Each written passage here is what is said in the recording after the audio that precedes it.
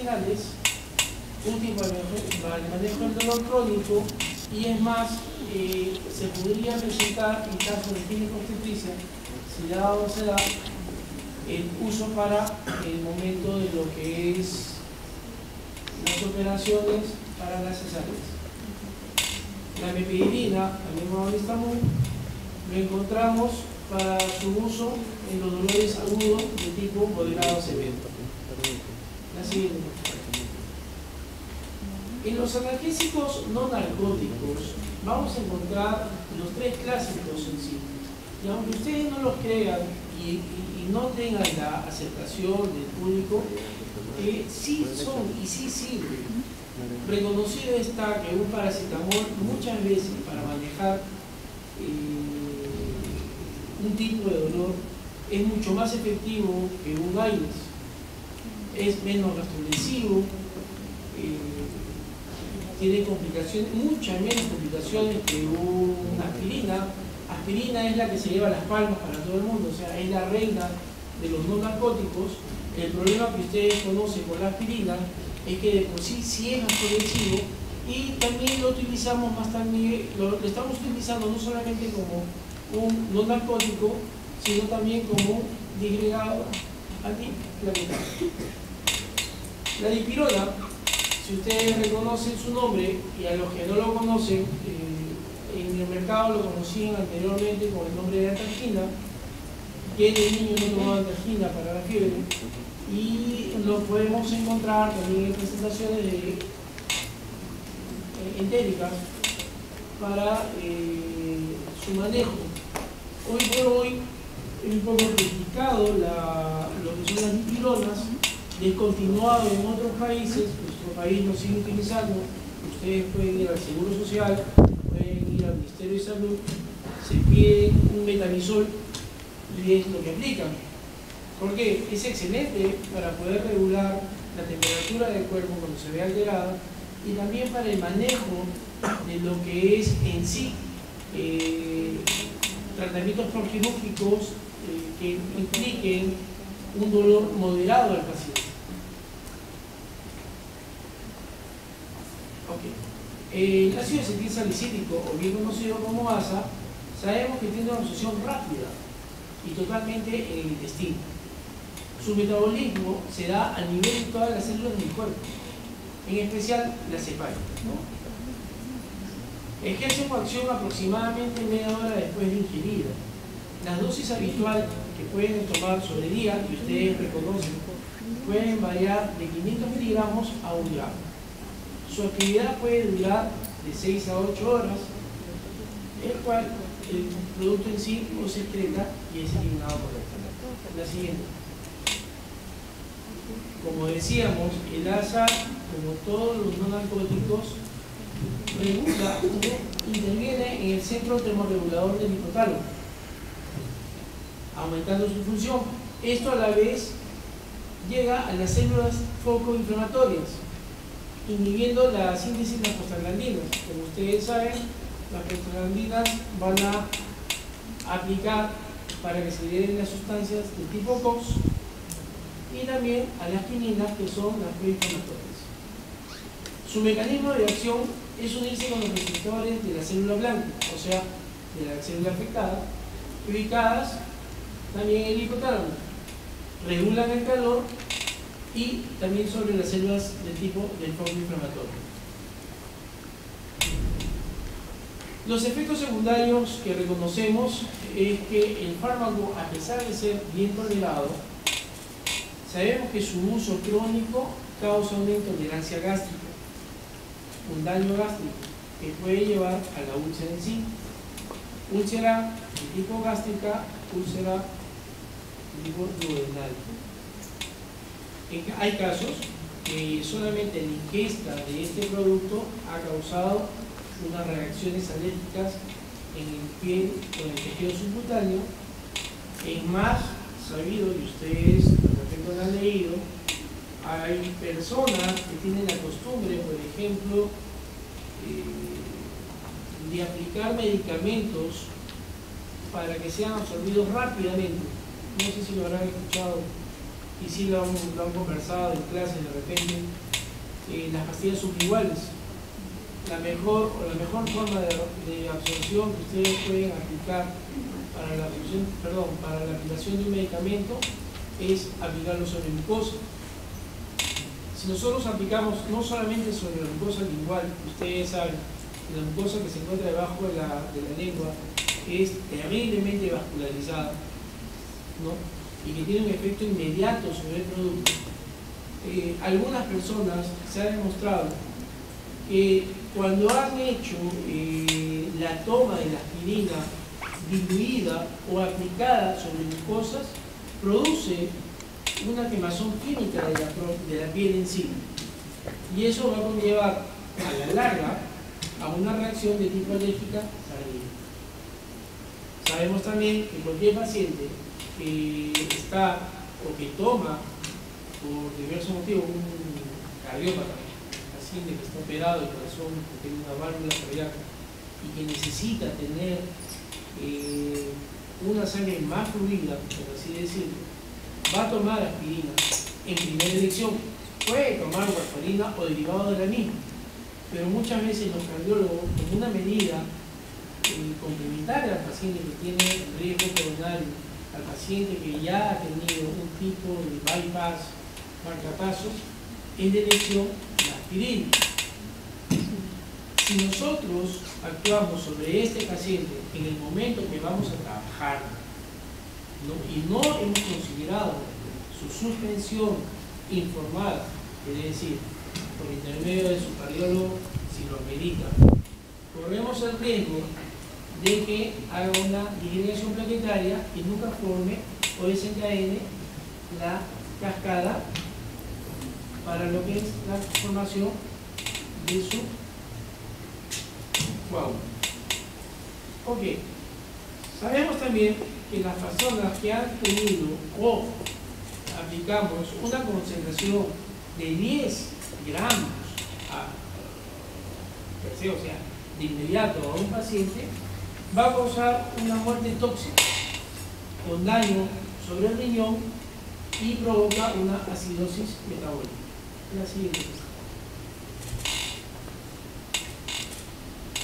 La aspirina o el ácido acetilsalicílico lo podemos encontrar en tabletas de 500 miligramos o tabletas de 100 miligramos. La presentación de 100 miligramos, algunos lo consideran como una presentación preventiva o cardiotónica, pero hay en el mercado. En el mercado en sí la vamos a encontrar ya con el nombre de cardioaspirina. Anteriormente la traía un laboratorio, Bayer, con nombre propiamente de aspirina, pero hoy su uso está más conllevado, o si lo quieren dar, a este nombre. Lo que conlleva muchas veces a que cuando tratamos pacientes y damos medicación que ya reciben un estereotipo, un nombre propio, con un nombre emblema, nos cuestionan y nos dan a opinar de que estamos equivocadamente errados en la administración del producto. Ejemplo clásico. Como ustedes saben, para las enfermedades o cuando queremos trabajar infecciones de origen bacteriano y sabemos que tenemos una carga bacteriana aeróbica a hidróbica y no queremos dar un tipo de medicamento, hacemos combinación de dos. Una de ellas, una clásica, puede ser la amoxicilina o una derivada de la misma, de la penicilina, la cefalosporina, pero lo conllevamos para ver la otra gama de bacterias y la mezclamos con metronidazol. Cuando hacemos este tipo de combinación y lo damos al paciente, le explicamos qué ocurre con lo que se da en el mercado, lo que es el intrulino. El farmacéutico lee la receta y le dice: señor, ¿usted está con parásitos? Y el paciente deja de tomar. Eso conlleva a que nosotros tenemos que explicarle bien al paciente, si damos productos o damos medicamentos, el cual tienen nombres comerciales ya con apellidos encargados y confirmados, explicarles cuál es la razón y por qué se le está dando. La siguiente. Cuidado. Hay que tener mucho cuidado en el uso de niños ¿ya?, el uso de la aspirina, porque los niños que tengan alteraciones o síndromes, alteraciones de cognición, pueden provocar daños o fallas hepáticas. No solamente daños de falla hepática, sino también se puede dar fallos a nivel del vaso. La siguiente. Bueno, la más comercial y la más vilipendiada, el paracetamol. El paracetamol es un medicamento de excelencia. Sabemos que lo podemos utilizar para dolores de tipo leve moderado. No tiene un efecto antiinflamatorio, tampoco es sedante, y se puede colocar bajo dos vías. Puede ser vía oral, la más conocida, y la menos conocida, la vía rectal. Se metaboliza en el hígado y es eliminado en los glomérulos del riñón en forma de orina. En ontología se emplea a corto plazo, durante este plazo de tiempo que se puede dar de 10 días. Recuerden, cualquier tipo de dolor que nosotros establezcamos a un paciente, sea no opioide, sea opioide o sea antiinflamatorios, si es por una causa oncológica, no deben de prescribirse más de 5 días. Es más, cuando hacemos procedimientos, en mi caso, tengo la oportunidad de trabajar en un centro hospitalario y trabajamos la parte quirúrgica, ustedes saben que la reacción tisular o la reacción que tendrá el huésped, en este caso el paciente, a la anoxia que nosotros vamos a provocar, no estamos hablando de cómo viene el paciente, sino lo que estamos provocando, va a depender de la pericia del operador. Si trabajamos en cirugía, hacemos una tercera molar, cuidamos, debridamos tejidos, mantenemos viables, no friables, sino viables, los tejidos, la mucosa, una buena irrigación sobre hueso, no rompemos la cadena antiséptica que vamos a aplicar en el paciente, la respuesta que vamos a tener sobre el diente va a ser muy favorable. Entre menos tejido desplazamos y seamos más profilácticos, el reflejo de dolor va a ser menor a aquel que sí se ha hecho una cirugía sin conservar tejidos, una cirugía muy agresiva, se trabajó demasiado tejido óseo, el cual va a conllevar una respuesta inflamatoria. La respuesta inflamatoria va a causar un dolor exquisito y eso puede conllevar a que el paciente en sí no vea resuelto su caso dentro de los primeros 3 a 5 días y debemos nosotros a conllevar una terapéutica a 10 días. No solamente en lo que es paracetamol, sino en la mayoría. Recuerden, la mayoría de veces nosotros manejamos AINES cuando trabajamos con los pacientes. No trabajamos muchos analgésicos. Si nosotros tenemos un cuadro y mantenemos el esquema de trabajo, los analgésicos basta y sobran para lo que queremos conseguir. Ya que en el caso de nosotros trabajar cirugías, en el caso de trabajar tejidos periodontales, bastan efectos mecánicos o terapéutica a base de frío para que nosotros manejemos el cuadro inflamatorio y sobre él podamos establecer una respuesta favorable en el paciente. La siguiente, por favor. Entonces, de acuerdo a ello, sabemos que el analgésico de por sí tiene dos funciones.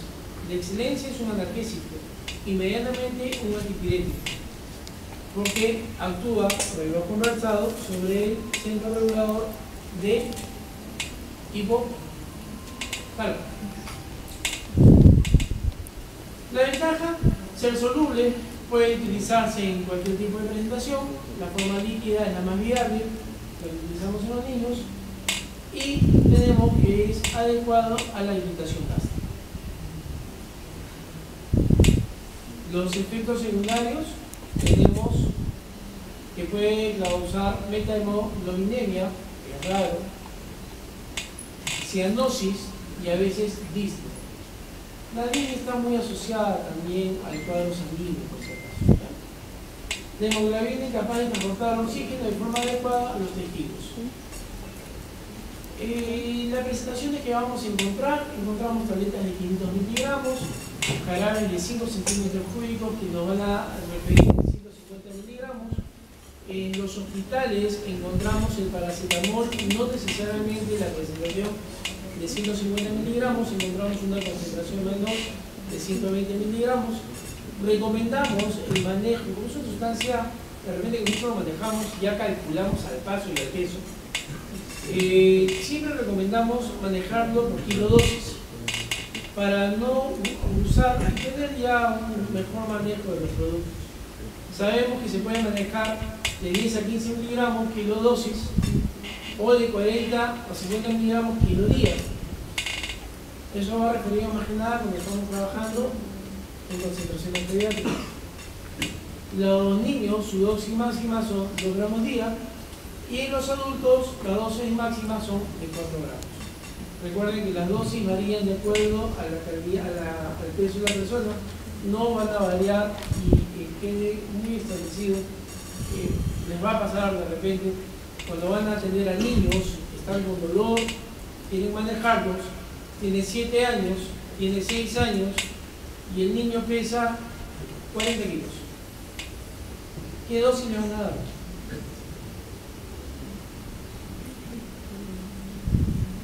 ¿Le dan una dosis de adulto o una dosis de niño?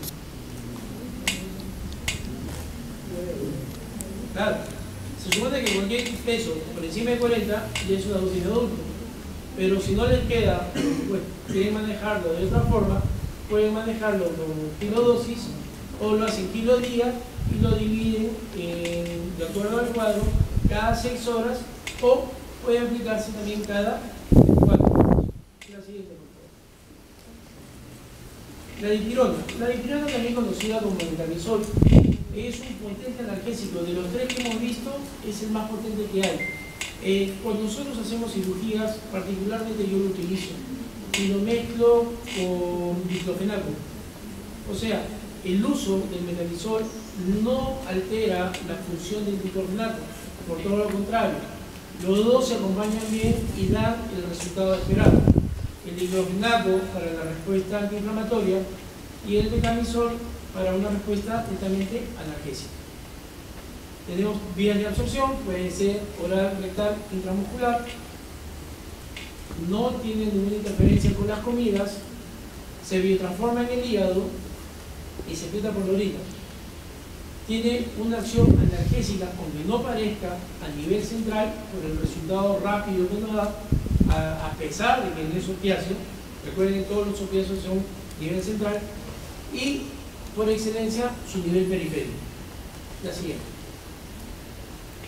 Los efectos secundarios se basan en que el uso concomitante o el uso prolongado de dipirona puede producir una lesión funcional de la médula ósea, una anemia clásica. Se ha demostrado en otros países, actualmente en Estados Unidos, este producto no se vende. Algunos países latinoamericanos no lo venden y los usan, debido a que su empleo en niños tiene una alta incidencia en su uso prolongado hacia este tipo de patología. También hemos encontrado erupciones cutáneas, rara vez si se da el shock tóxico-alérgico, sudoración frío, vértigo, náusea, palidez y disnea. No es el mismo shock que nos puede dar un antibacteriano, una penicilina por ejemplo, pero sí tiene una respuesta. En algunos pacientes hacen respuesta tardía, quiere decir que se aplica el medicamento, pasa el tiempo de absorción que puede variar de 20 a 30 minutos y hacen una respuesta de por sí al medicamento en sí. La vía de administración, si lo hacemos intravenoso, diluido lentamente, para evitar la hipotensión, sofoco, rubor, palpitaciones o las náuseas propiamente dichas. Las presentaciones son ampollas siempre de 1 gramo, todas son de 1 gramo, las que ustedes van a encontrar. En el mercado ya no vemos en sí mucho sobre 2.5, hemos visto sí de 2 gramos. va de 1 a 2 gramos, 2.5, algo descontinuado. Las tabletas, si consiguen, es la talquina propiamente dicha, 500 miligramos, jarabes y gotas de 500 miligramos. Como su ingrediente es muy parecido a la del paracetamol, si consideramos kilo peso, van en el rango de 10 a 15 miligramos kilodosis, con un máximo de 4 a 12 gramos día. Recuerden que este producto, al tener una acción central, nos va a dar un reflejo vagal mucho más marcado que cualquier de acción periférica. Cuidado con esto, aparte de lo conversado. En el nombre lo conseguimos como antalgina, o también lo podemos encontrar como metamizol propiamente dicho. La siguiente. Ok. Tema interesante. Si hablamos de analgésicos indirectos y AINES, aunque no es el tema AINES, podemos observar que los analgésicos indirectos siempre van a tener su lugar preferencial. Y los AINES no se ubican bien. ¿Por qué? Algunos autores saben y preconizan que no solamente tiene un efecto antiinflamatorio, sino a la vez tiene un efecto analgésico. Yo pienso que si fuera así, todos los AINES tendrían un efecto analgésico. Pero si nosotros observamos la cantidad de AINES que hay en el mercado, podemos observar que el efecto analgésico va variado de acuerdo a la formulación del mismo. O sea, no podemos comparar el efecto analgésico que tiene el ibuprofeno, por ejemplo, con el efecto analgésico que puede tener el, no conocido para ustedes, naproxeno. ¿Son los que mandamos? ¿Sí? Entonces, ahí vemos la discordancia que se puede dar, ¿ya? Muy bien. Bueno, sabemos que se emplea con frecuencia contra el dolor dental por causa del dolor, que es un daño tisular provocado por caries, enfermedad dental y abscesos dentinarios. Recuerden una cosa, nosotros no podemos dar un analgésico o un antiinflamatorio propiamente dicho por un dolor de hueso.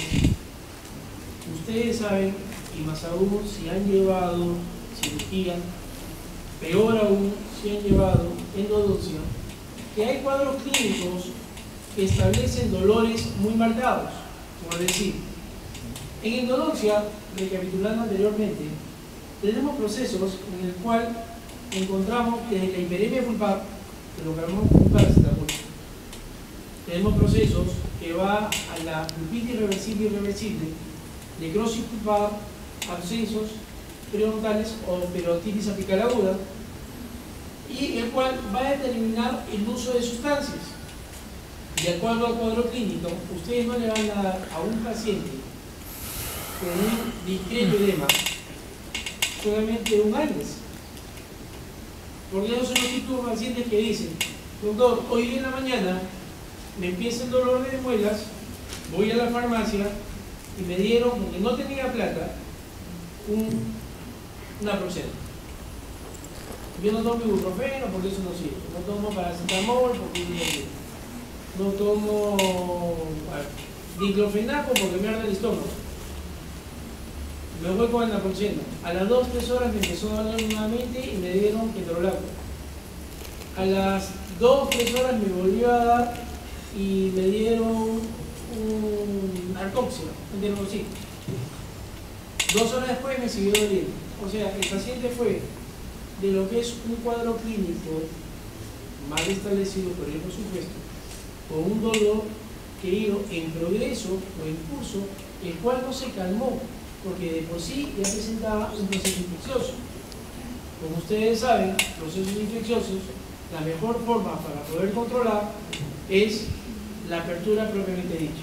Caso de cirugía, drenaje; caso de endodoncia, apertura capilar. Si nosotros a eso lo ayudamos con lo que es la terapia antibiótica, el analgésico o el AINES propiamente dicho, en función solamente de 12 temas. Particularmente, yo no doy más de 3 meses, porque la respuesta inflamatoria, y como ustedes saben, la respuesta de recuperación de los tejidos de todo proceso inflamatorio se da en el lapso de las primeras 72 horas. Si nosotros podemos dejar esas primeras 72 horas, sea con buenos analgésicos, o con un buen diagnóstico, o sea con AINES, probablemente dicho, no va a haber ningún problema. De ahí que el cuadro clínico que presente la persona, como el diagnóstico final que ustedes establecen, ayuda a que la terapéutica sea la correcta. Y es más, el paciente que ustedes le van a dar la terapéutica adecuada, lo van a considerar un semidios. ¿Por qué? Le dieron solamente 4 o 5 pastillas y con eso le calculan. Ok, de acuerdo a eso, vemos que igual que los AINES como los analgésicos, tienen una discreta actividad antipirética, antiinflamatoria propiamente dicho por excelencia, y una función analgésica de acuerdo a la medida. Por lo que hemos conversado hace un ratito, ¿no? Variable de acuerdo a la familia que se establece. Vemos que es muy diferente a la morfina, ya que no va a producir una dependencia física y no deprime el sistema nervioso central. Quiere decir que no a nivel central, sino a nivel periférico. ¿Cómo los clasificamos? Inhibidores no selectivos de la COX. Repitiendo nuevamente, la aspirina es ambivalente, también tiene un proceso antiinflamatorio.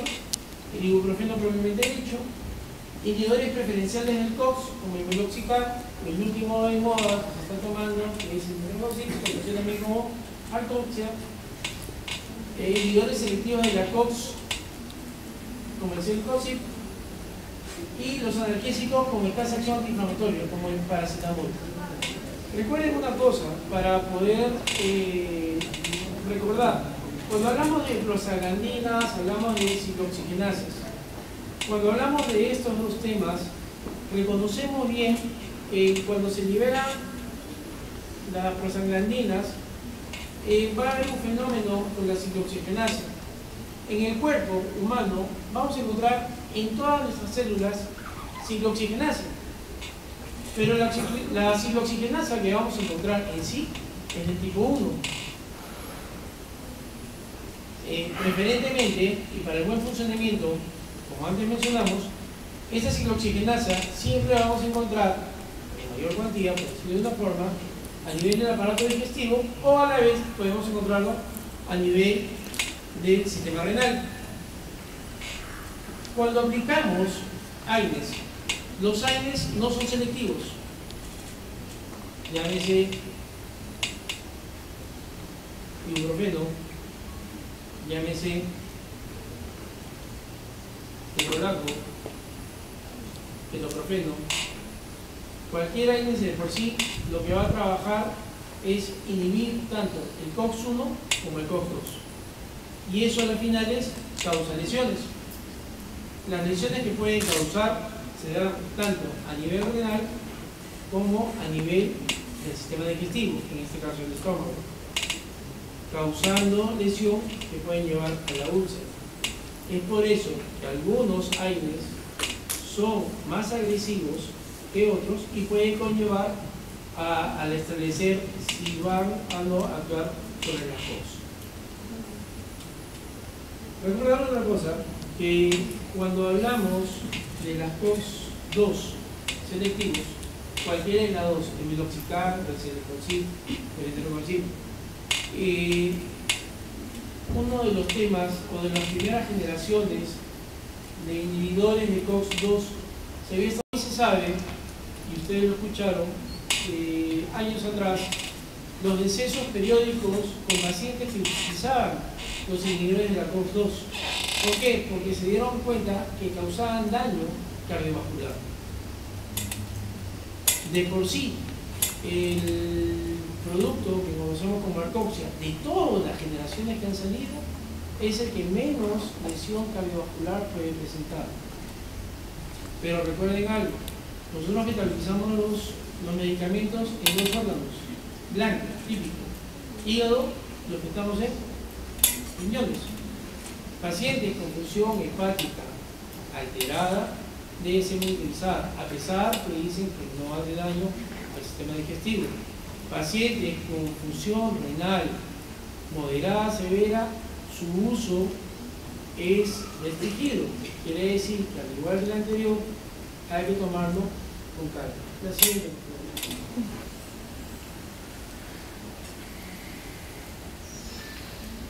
Bueno, los AINES, como habíamos conversado, son antiinflamatorios por excelencia, son los que más utilizamos en lugar de los analgésicos, sí, los antiinflamatorios esteroideos, como el caso de la dexametasona. Reconocemos sus propiedades altamente mencionadas, que son antipiréticos de diverso grado, analgésicos de diverso grado y antiinflamatorios de excelencia. Los efectos secundarios, casos de alergia y, bueno, el daño mucosa gástrica, pacientes con problemas de úlcera en la vía pueden tomar algo, por eso no se le da, y solamente se le determina con analgésicos no opiáceos. Se pueden emplear en combinaciones con otros fármacos, lo habíamos conversado hace un ratito, y el ejemplo más conocido es la mezcla de la aspirina y el metronidazol. La siguiente. Bueno, el ibuprofeno, acá es un tema, es el que damos también de uso diario. Lo usamos tanto para dolores moderados, llámese dolores dentales, de grado leve, moderado, dolores de cabeza, y siempre se suministra después de una extracción. Cuidado y ojo. Cuando nosotros damos analgésicos, una de las prioridades que tenemos para escoger el grado, como le dije al principio de la conversación, y poder establecer cuál es la medicación correcta, es de acuerdo a lo que cristianamente nosotros le hicimos al paciente. Si en endodoncia soy novato, tengo impericia durante la maniobra, ustedes han escuchado lo que es lima de patencia, la lima que pasa el periápice para desorganizar el periápice y tener una mejor respuesta inflamatoria favorable al paciente. Usamos lima 0,6, 0,8, 0,10, a veces 15, ¿no? para manejarlo de esa forma. Por supuesto que condicionado a qué? A que el campo que vamos a trabajar ha sido previamente tratado, desinfectado, sea con hipoclorito o una sustancia similar, y poder llegar nosotros al tercio apical sin llevar la carga bacteriana que se establece a nivel del tercio medio. Quiere decir que si un paciente viene con dolor, tiene una periodontitis apical, queremos trabajarlo, no hay que tener miedo de trabajarlo, se puede trabajar con conocimiento. Desinfectamos los 2 primeros tercios, lavamos, pasamos ápice, desorganizamos, cerramos y todo lo demás. Pero ¿qué ocurre cuando el odontólogo de práctica diaria tiene de repente 15 pacientes en la espera, agarra y pasa el ápice, siembra bacterias, entonces crea un absceso periapical que no existía? O en el peor de los casos, usa la lima de patencia sin conocimiento que una pieza mide la raíz, me decía, de la primera molar, promedio de 20 a 21 milímetros, y le da 23 milímetros porque ve que es una persona alta, gruesa y todo lo demás. Trabaja hueso y crea una lesión. Por más que se trabaje, por más que tratemos, ese paciente va a ser una periodontitis. Cuando trabajamos pacientes que hacemos extracción, como estamos conversando hace un momento atrás, manejamos los cuadros. Ustedes saben que la falta de irrigación o la falta de llenura del alveolo post extracción depende de muchos factores, desde un factor intrínseco hasta un factor extrínseco. Un factor intrínseco puede ser la ansiedad del paciente, propiamente dicha. Un factor extrínseco puede ser la aplicación de la anestesia, la técnica operatoria, el respeto no de las estructuras nobles, y prácticamente no provoca sangrado. Muchos odontólogos en la práctica diaria son buenos extractólogos, sacan sus dientes, pero son malos medicando. ¿En qué sentido? ¿Qué pasa si yo retiro un diente? Como le dije anteriormente, tengo 15 pacientes nuevamente. Yo soy un extractólogo, un pata que hace su cirugía bucal de repente demasiado bien, que la anestesia la coge en 1 minuto, una trombular, y saco el diente en 30 segundos. Puede ser que no, puede ser que rompo demasiadas tablas, puede ser que no, puede ser muchas cosas. Veo, no sangra, sangra apenas, no llega ni siquiera al tercio medio alveolar residual, y simplemente lo mando al paciente. Ese paciente, por más que le diéramos nosotros el mejor o el peor analgésico o antiinflamatorio, va a llegar a la consulta después del tercer día diciendo: doctor, me duele. ¿Y qué hacen muchos colegas? Simplemente cambian la receta, aumentan otras cosas y lo siguen manejando. A ella va mi pregunta. No es el medicamento lo que va a hacer nuestro éxito profesional, sino la forma como nosotros apliquemos nuestros conocimientos respaldado en la farmacéutica. Quiere decir, si sabemos la farmacodinámica, sabemos la farmacocinética de los productos, sabemos cómo dejamos el tratamiento y cómo lo tratamos, ese paciente va a tener un buen pronóstico. Es mejor esperar 30, 20 minutos de repente antes de determinar qué medicamento tomar. La siguiente, por favor.